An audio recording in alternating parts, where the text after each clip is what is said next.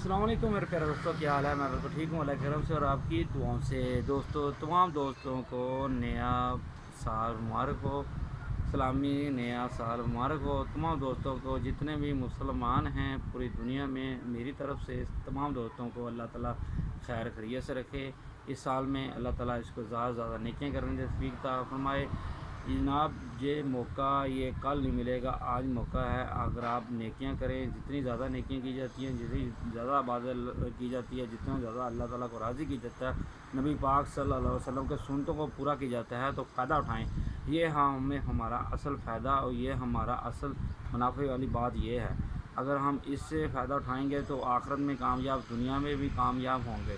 اگر ہم فرعون والا کام کریں گے، صرف یہ دنیا ہی کمانی ہے، تو اللہ تعالیٰ دنیا تو دے رہا ہے، دنیا بھی ملے گی ہمیں اور آخرت بھی ملے گی، اگر نبی پاک صلی اللہ علیہ وسلم کے طریقوں پر چلیں گے۔ تو دے مجھے اجازت، اللہ حافظ۔